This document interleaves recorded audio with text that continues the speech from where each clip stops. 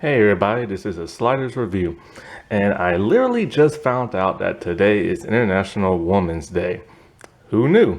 I didn't, because I'm a man. And because so since I never knew this holiday, growing up, so I've now decided to try to crank out as many videos as possible as I can today, slowing down the other videos that I already recorded and stuff. So I'm gonna have to delay those.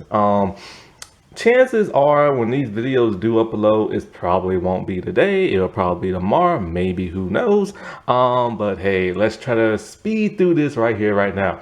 So I'm here today to talk to you about Power Rangers Lost Galaxy, loyax Last Battle. This is my all-time favorite Power Rangers Lost Galaxy episode. I think this episode is so boss. A couple of reasons why. One, I've always liked Maya. Like, she was always like an interesting character, but I always felt they didn't do as much as they should have. I'll get into that a little bit later. I love her costume. That shade of yellow is just like beautiful, and I love the helmet. It's my favorite Lost Galaxy helmet. And the third reason is like I love that whole he's a bad guy, but he has good intentions and he has a good soul to him. And well, fourth, Lost Galaxy is my favorite season. And then last, fifth is for the first time, like I felt like a female Power Ranger was tough. Like nothing against the past female Power Rangers, but like past female Power Rangers were always like girly or like dainty, and especially their Sentai characters. But then when I saw Maya take on like this monster all by herself, I was like, whoa, she's a tough female and everything. It kind of reminds me of that one time when like the Power Rangers and Mighty Morphin came back from somewhere. I think they came back from that Masked Rider planet or whatever, and like they did something like they destroyed something with a cannon because Zed did something with time or something like that. And I remember I saw Tommy and Aisha fighting Goldar, and I'm like, oh wow, Aisha's like fighting Goldar and everything. And I didn't know that was just like a fluke or like what. I was like, oh wow, that's kind of cool. Like that was pretty tough of her. But other than that, you rarely saw them like take on like big monster type people by themselves. But Maya was the first one, and this was like a girl power type episode. And I was like, wow, man, that's cool. And I was surprised that the Sentai did that. However, at that time, I assumed that the Yellow Ranger and the Sentai was female, but it was actually a male. And so, and so it was just like, but still, I just love how they like redid that for like the American thing, you know? And it was just such a great episode. And plus, I love sword fighting. I mean, come on now. And so originally I was just gonna do Jen for International like Women's Day. But then I'm all like, I really like this episode. I really feel like watching this episode. And I really like how Maya took on that monster. And how tough is that? So I decided to add it. Like, why not? And so, like, yeah. Now, this episode is really interesting because, like, it's one of those rare opportunities that we get to see Power Rangers location at the beach. And not only is it an American beach, but it's also in a Japanese one as well. And the ending, which I'll get to in a little bit later, my God, that was beautiful. I loved it. Like, there was so much sentiment in this episode, so much emotion, and just in that last scene alone, and the like backdrop of like the sky color and the crashing of the waves just really set the mood, and I really enjoyed that, And so like when it comes to Maya, see, one of the problems I always had with her is the way she was written. See, it's cool because she's an alien, and not only is she an alien, but she's on a jungle planet, and she's never left that planet until the Power Rangers showed up. Well, before they became Power Rangers, that is. Before the humans showed up, I should say, because she lives on Miranor, you know what I'm saying? And so, like, because of that, she should be very oblivious to everything around her, but you never really see that. And you only see that in like one episode and one episode only. It's the one when it's Damon's birthday. And her and Kendrick are trapped inside the barrier dome. And she didn't know what a birthday was, or what a birthday cake was. And so that's a really cute episode where she's eating like the cake and like, and she gets like fussed out and everything. And then she gets all pissy and grumpy and everything. But other than that, we never see her oblivious to anything. She shouldn't know what anything is. She shouldn't even be able to open like a door, like pressing the button. I remember in this other Solo Maya episode, she pressed the button to open the elevator. Now, of course, eventually they're going to teach her, but we never see them teach her nothing. And that's something that's always been bugging me about like Power Rangers season that deal with aliens. The aliens seem to know everything that happens on Earth. I think Andros was a little oblivious, but that was about it. And so they did that pretty cool, but then they stopped it after a while. And so that's something that's always bugged me, how like she doesn't even act like she knows anything, because they never really give her much to like say or do that has to interact with anything, kind of like a Captain America out of time type thing. And so, but one thing I always liked about her, she had this weird sixth sense that she can like communicate with animals and stuff, or at least the Galactabeast. I'm assuming it's probably other animals too, but they only did mostly with the Galactabeast. And that was always a cool trait with her, because it made her like really special and made her stand out, And so like, and of course she dresses in a modern jungle girl type way with that leather skirt and leather tank top and everything. And it's just, I don't know, I just wish they would have done like so much more with her obliviousness. But oh well. So anyway, in this episode, they are in the park. And it's Maya, she's practicing with Damon. They're like fighting and everything. And he teases her and all this other stuff, but she gets the drop on him, and then, they're all like, oh, you're pretty good for like a girl. And she's like, what, a girl? And everything. And, they never explain how old Maya is, because like the other Rangers are adults. And so they never explain how old she is and stuff. And so like, after that, we get like Trakina now. And, what's his name? Ooh, I forget the other hench dude's name. Anyway, he introduces loyax. Lorax. And he talking about how like, he's an honored warrior and he wants one last battle and everything. And she's all like, destroy the Power Rangers. He's like, that'll be like a great honor because the Power Rangers are legendary and stuff. And so like, he goes down to Terra Venture to the beach. And he starts wreaking havoc on like the beach rocks. And that was enough for Alpha to be all like, Rangers, you gotta stop him and stuff. I mean, he's just smashing rocks, Alpha. And so, they head on over there, already morphed. Oh, by the way, Kendrick's in this episode. I remember when I started watching this, I didn't notice at the time, there was something odd going on with the actress who played Kendrick's. And normally when a character on Power Rangers is shown and their voice is either altered or they say nothing, that means something's going on behind the scenes and that person's about to leave. Normally in the past, it was like pay dispute. And so I didn't know what the world was going on with her and stuff. And I noticed that her hair looked different. Like it still was the same like color and the ponytail, stuff like that. But like it just looked puffier and everything, almost like it was a wig.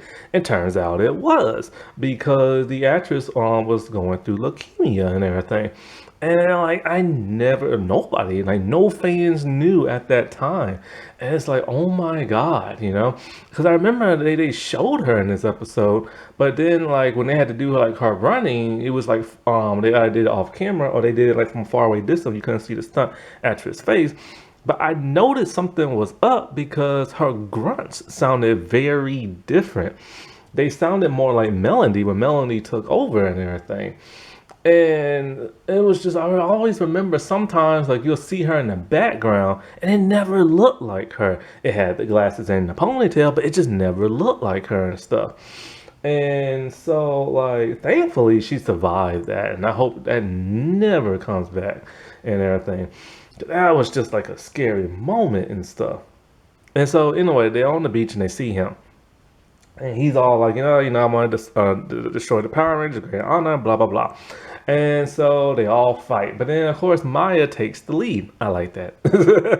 And so he doesn't want to fight her. He's like, you're just a girl. And she's like, a girl? And she's already on the ground. He threw on the ground. So he wants to fight the Red Ranger.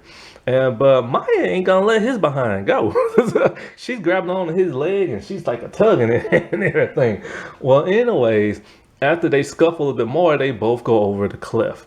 And so the Rangers are like looking for her. And so Maya is inside the the cave and everything. And so like her knee is like gashed open on the side. And they actually show that. I was very shocked and surprised. You could see like the meat stick up from her knee and everything. That is very odd coming from a kid's show. I saw on Fox Kids, and it's a Bond show of all those things. And so, like, her knee is badly damaged. She can barely move. And, like, on loyax, he's all like, you ruined my moment and all this other stuff. And she's all like, and so she just like, they're going back and forth. And he talking about how like they have to put their differences aside if they want to like get out the cave because he's old and can barely see at night and it's dark in the cave and her knee is messed up. So with his legs and her eyes, they should be able to get out. She is very shocked and surprised by this. He's a monster and he wants to now be friends and everything.